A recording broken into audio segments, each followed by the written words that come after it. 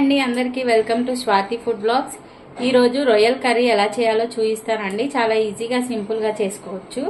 దానికి కావాల్సిన పదార్థాలు: 1/2 kg రొయ్యలు తీసుకున్నాను, టమాటాలు 4, ఆనియన్స్ 2, 2 టేబుల్ స్పూన్ ధనియా, 1/2 టేబుల్ స్పూన్ జీలకర్ర, ఒక చెక్క, 4 లవంగా, ఒక ఇలాచీ, పచ్చిమిర్చి, పుదీనా. ఇప్పుడు ఎలా చేయాలో ప్రాసెస్ చూసేయండి. ఇప్పుడు స్టవ్ ఆన్ చేసుకొని ఒక పాన్ పెట్టుకోండి. ఒక కడాయి పెట్టుకున్నానండి. దాంట్లో ఒక 4 to 5 టేబుల్ స్పూన్ ఆయిల్ వేసుకోండి. నాన్ వెజ్లో ఎప్పుడైనా ఆయిల్ ఎక్కువే పడుతుందండి. ఇప్పుడు ఆయిల్ వేడయ్యే లోపల మనం చేసేది ఏంటంటే, ఇప్పుడు ధనియాలు, అలాగే జీలకర్ర, చెక్క, ఇలాచీ, లవంగా ఇవి మంచిగా పౌడర్ చేసుకున్నాం. ఫస్ట్ అంత లోపల ఆయిల్ వేడవుతుంది. మనకి గరం మసాలా రెడీ అండి. ఇది పౌడర్ చేసి పెట్టుకున్నాం కదా, ఇది పక్కన పెట్టుకున్నాం. ఇప్పుడు ఆయిల్ వేడైపోయింది కదా, ఏవైతే రొయ్యలు మనం నీట్గా కడిగి పెట్టుకున్నామో అవి ఇప్పుడు ఇందులో వేసేసుకోండి.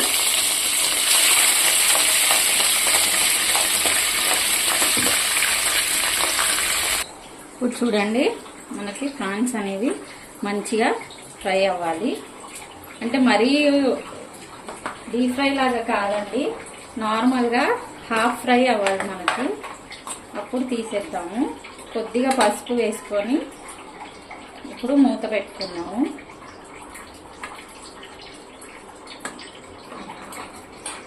డీప్ ఫ్రై కాకుండా నార్మల్ హాఫ్ ఫ్రై చేసుకొని సగం వరకు ఉడకాలి.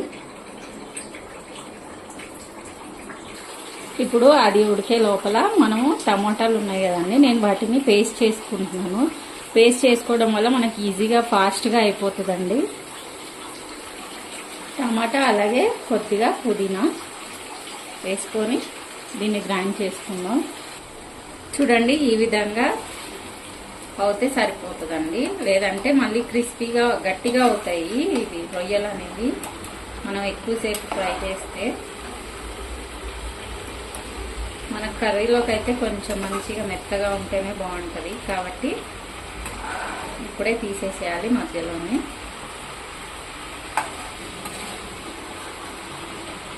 ఇలాగా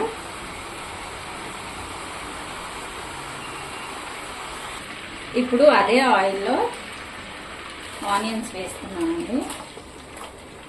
ఆనియన్స్ అలాగే పచ్చిమిర్చి వేసేసుకొని మంచిగా ఫ్రై చేసుకోండి.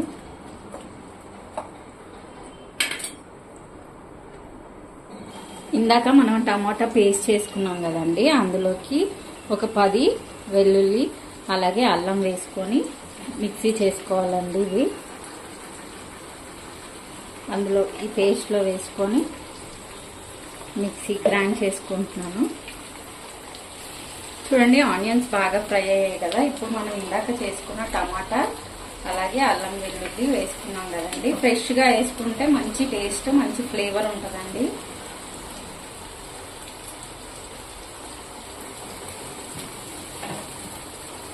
ఇప్పుడు ఒకసారి కలిపేయండి.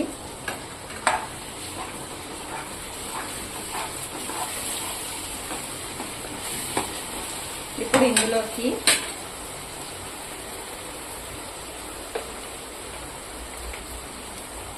వన్ టేబుల్ స్పూన్ సాల్ట్ వేసుకున్నాను.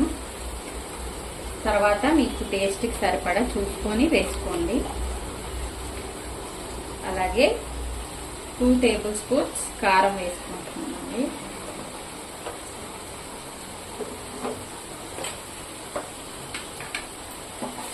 ఒక్కసారి వీటిని మంచిగా కలపండి.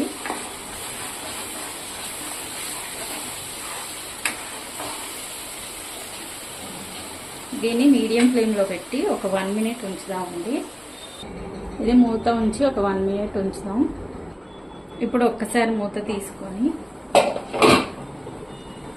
చూడండి, ఆయిల్ అంతా పైకి వచ్చింది కదా. ఇప్పుడు ఒకసారి కలిపేసేసి మనకి ఇది ఫ్రై అయ్యేటప్పుడే మంచి స్మెల్ వచ్చేసిద్దండి ఇది ఉడకేటప్పుడు. ఇప్పుడు ఇందులోకి ఇందాక మనం గ్రైండ్ చేసి పెట్టుకున్నాం కదండి ధనియా పౌడర్, జీలకర్ర, ఈ పౌడర్ వేసేస్తున్నాను.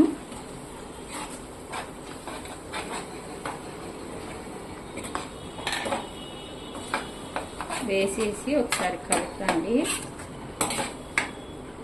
ఇప్పుడు ఇందులోకి మనం ఈ ఫ్రాన్స్ అనేవి వేసేద్దామండి. ప్రాన్స్ అనేవి మంచిగా ఇందులో వేగేయాలి. మనం మూత పెట్టేద్దాము. కలిపేసి ఆయిల్లో మంచిగా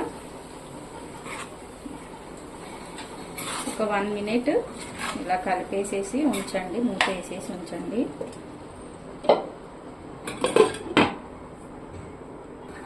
ఇప్పుడు ఒకసారి మూత తీసేసి చూద్దామండి. చూడండి ఆయిల్ కొద్దిగా అంతా పైకి వచ్చింది కదా. ఇప్పుడు ఏం చేయాలంటే ఒక చిన్న టీ గ్లాస్ కప్ అంతా వాటర్ వేస్తున్నాను. గ్రేవీ కావాలి కదండి మనకి, అందుకని నేను కొంచెం వాటర్ వేసుకుంటున్నాను.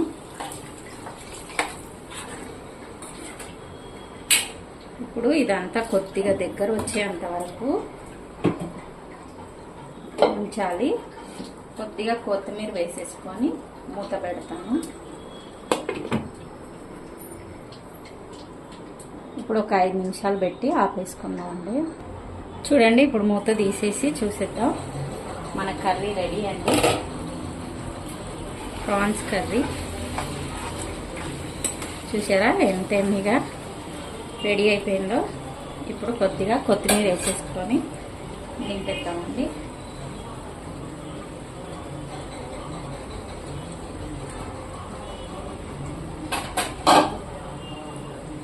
ఒకసారి కలిపేసుకొని సర్వ్ చేసుకున్నామండి.